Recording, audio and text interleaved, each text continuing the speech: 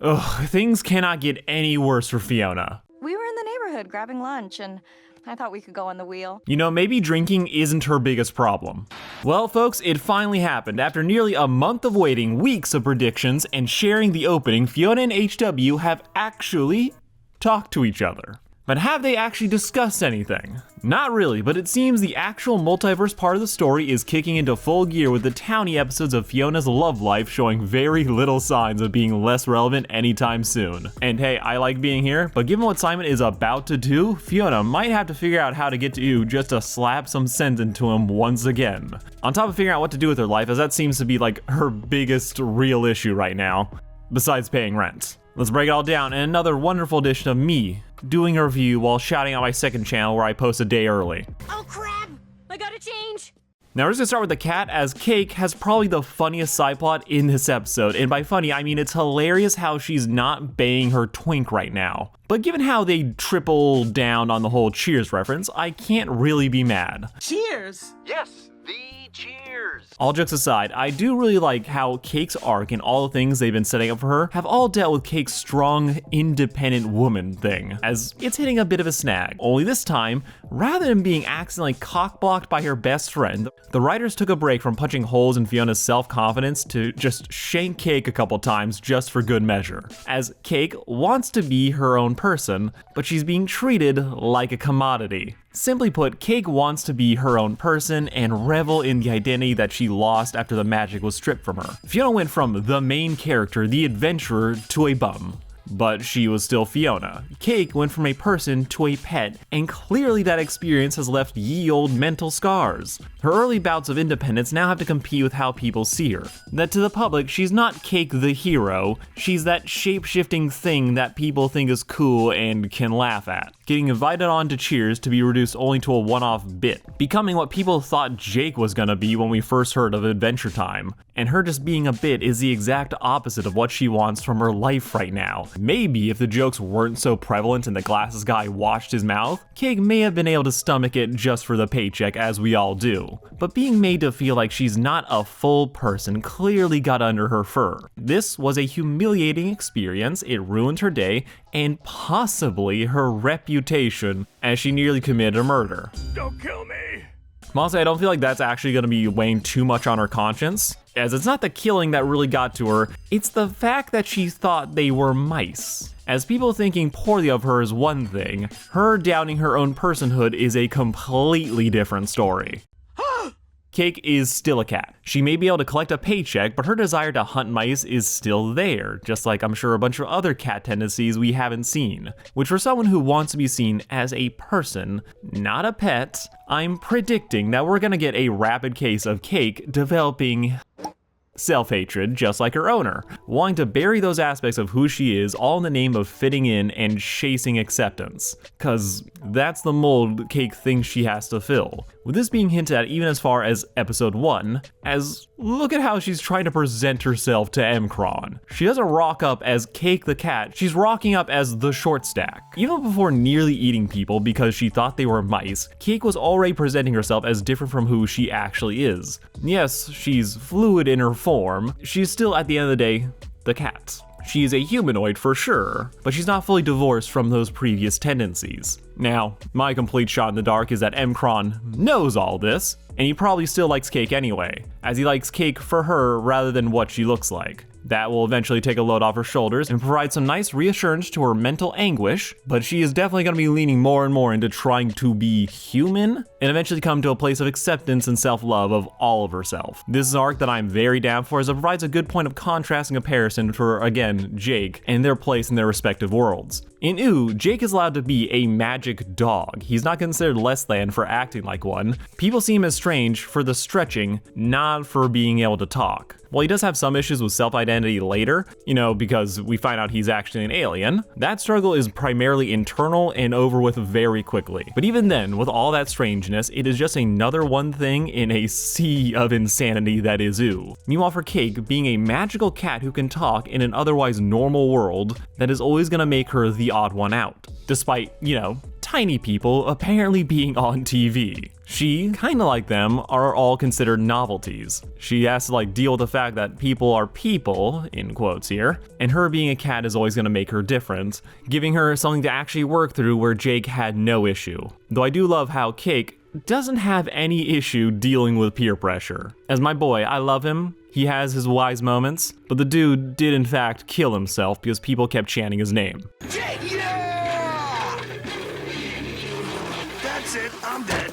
Cake is thankfully not Jake in that way, but seeing how their different life experiences and environments informs who they are as characters, that has been super interesting to me. I really like seeing where this is going, just like how I want to see what's going on with her owner. Before we get to that, let's talk about what's going on in Ooh. Finn is still dying, and Prismo can't do shit about it. Lately, I'm having kind of a wish-granting problem. Okay, I'm glad they finally acknowledged the weird glitching effect, even though they don't say, what the hell this is. Your mileage may vary on how much this counts as a contrivance, but given how Fiona last season was reducing things to their base nature, and that was never explained, if we were to find out later this effect was hitting Prismo in some way, perfect. But we also have to accept that Prismo is an all-powerful being that they basically have on speed dial. And this isn't Dragon Ball Z, so they have to preserve the tension in some way. So this wish-granting machine had to be put on hold in some way. So having him be glitching out and very afraid of his roommate finding out about it, that works. PB was smart enough to try and ask, and he couldn't really help. I am curious about the whole roommate situation, as it's only been a month. Scared has been an asshole for apparently millennia, but they seem like they were being chill with each other.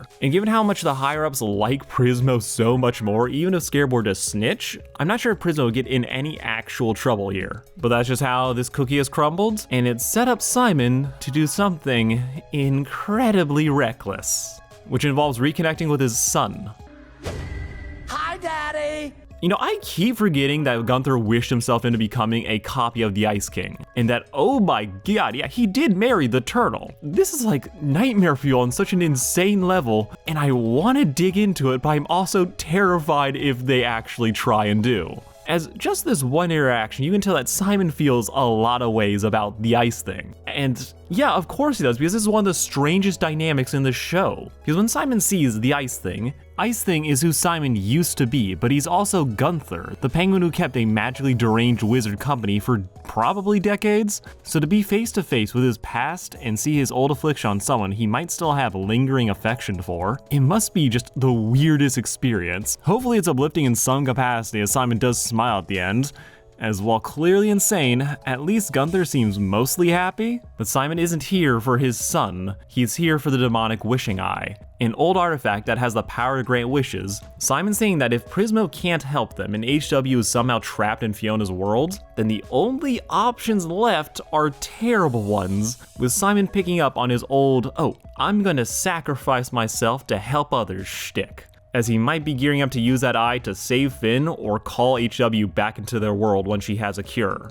And for those wondering why this might be a bad thing, well, there is a cost. Oh, it takes a piece of your soul each time you use it.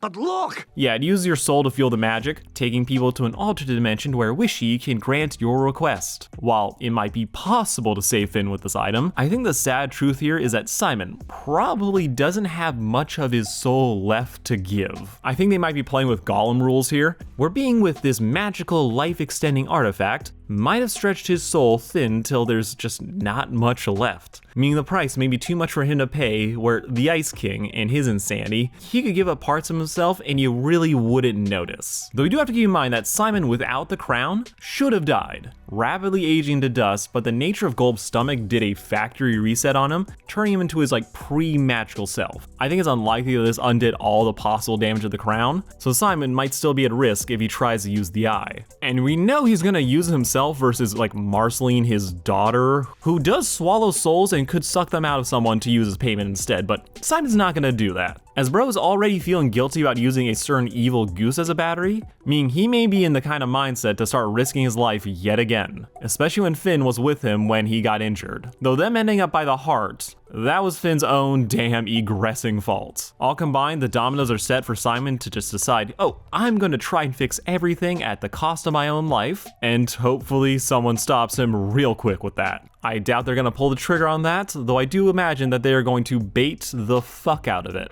Kinda like how they're baiting whatever is happening between the Ice Queen and Marshall Lee.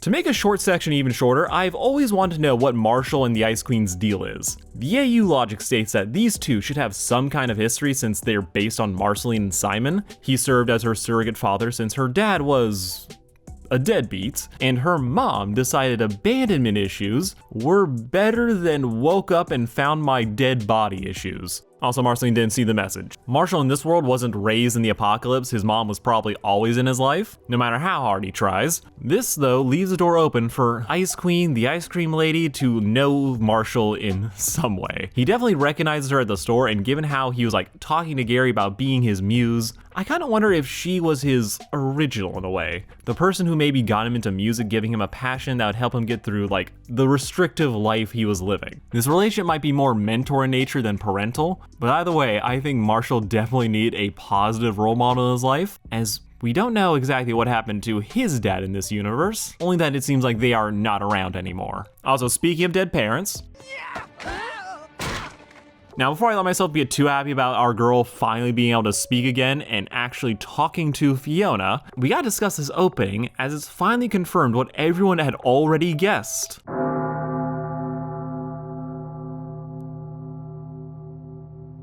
The opening animation is beautiful. This gave a very good like Grimm's fairy tale type aesthetic. Don't know who that is on the front as it looks like Fiona, but that looks like a fox instead of cake.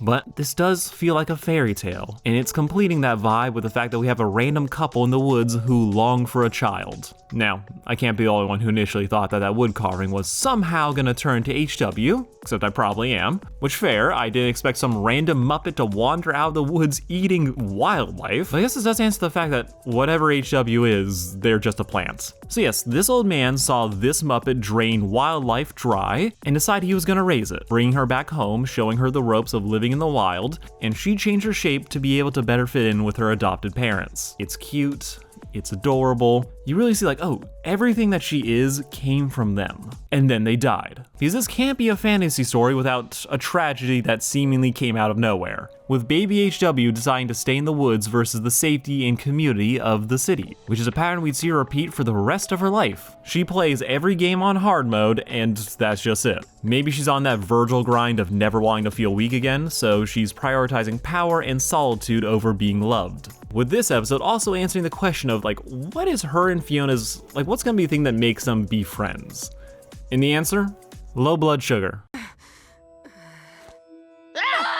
Fiona, after a very stressful day, discovers HW in her chibi form. And she shoots her in the eye, which holy shit, I thought she straight up lost that thing there. But they take her to the grocery store, feed her all the meats, as I guess it's not just water, she also needs vitamins. And this allows her to grow back to full, very naked size. And she also figures out her eclectic mentor's advice, which could have been just way less vague, as she needs to find the root of magic in this world to follow back to the heart. I think that's just the general idea. The heart system we saw before connects all the worlds together, so it could mean that by finding it, Huntress Wizard hopes will get her back to Ooh. But the upshot here is that following the roots leads you back to the heart, which if you'll recall, turned itself inside out and probably jumped to a different dimension. So wherever she lands, it won't be where she wants to be, but will probably give her a chance to make amends with the creature, and probably fix the damage that she caused, and get some blood in a more morally good kind of way. I'm guessing it's gonna be something sappy like tears. I'm happy that she's back. Her being a Muppet was just not on my list of things, but it's cool. But it's very much a small part of her greater story, so we just gotta wait to see exactly what is planned for her. You know, besides chasing down that heart, meanwhile Fiona's is leading her astray. Fiona, I kinda stuck my neck out for you. Alright, we're finally at the thing everyone loves, Fiona Campbell and her struggles of being an adult in this town. Boo! Yes, I know, it's clearly everyone's favorite part of the story. It has to be because it's mine, though I am getting a little antsy for the story to kick into second gear, as this first act is starting to feel a little bit drawn out. But to talk about Fiona again, we find her where we last saw her, on the floor, where the only progress she's made is going from drunk to hungover, with us watching her move into shenanigans that she would be better off not pursuing. Proving my theory correct. Fiona is chasing after DJ Flame under the guise of him helping her with that fundraiser. We get a trip down memory lane, going back to the times where she was holding 2 fistfuls of fire flirting on the clock at a record store, in what seems to be their first real date on the Ferris wheel. Each of these memories showing the fun and carefree, and some would say lustful days of their early relationship, where nothing seemed to really matter too much. The stress of having and quitting jobs didn't bog her down as much as it did, as at this point, only half the town had fired her, letting her think that everything was gonna be okay and that she wasn't worrying about her future too much, though she may have been wanting to look at her finances just a little bit more. Oh, I still have rent. I think for me, this whole episode is Fiona struggling with her priorities. This whole arc about getting the sweet spot is a distraction. Fiona's real struggle is actually figuring out where she wants to be pouring her energy and dealing with the lingering guilt of her adventures and her fear of being alone. So it makes sense that when she's looking for a distraction, something to ignore the thoughts in her head, she doesn't just go with the first thing that she's been dealing with. She starts fantasizing about the other, which is her ex, romanticizing their time together while forgetting all of the bad. This distracts her from the more pressing issues in her life, like paying rent and attending meetings. Fiona might not be craving the wish fulfillment of adventuring yet, but she is attempting to juggle way too many balls at once, refusing to not accept them, meaning that when she eventually drops them, she is just gonna beat herself up over it. And then joining HW on some multiverse shenanigans is gonna sound real good, and she'll basically be quitting her universe. As really, she'll have disappointed Hunter, and she'll disappoint herself by lying about what's going on between her and DJ Flame. I'm glad you found me. Yeah, me too. Stop being stupid! Fiona had a whole naked wizard trying to save a dying Finn, and she still found time to canoodle with DJ Cumgutters over here, who apparently has been running the same play on all of his women. I thought we could go on the wheel. Me and Flame always ride it when we're here. Curious. Fiona really needs to get her priorities straight, or at the very least start making daily checklists to remember what she needs to do, like rescheduling a meeting. Floundering is very natural for her, but my god, these writers are determined to keep this girl from ever having a moment to stay still. As out of nowhere, they have Fiona run into Fennel and a Hunter at the pier. Because why not throw her another curveball? The audience is already getting one in the form of Hunter's fucked up hairline. Though when the hat's off, that is probably Hunter's best look, straight up. I'm not sure what all that touching was, but it's something. Again, this is one small part of a much larger story. So we will have to see how much this all connects and how much fanfic writers are gonna have their work cut out for them, or if they're being gift wrapped to feast. No real closing thoughts, episode good, like, share, and subscribe. And this season has gotten really comfortable with just showing booty everywhere. I'm not complaining, but that towel on Fiona did make me think for a second they might go higher.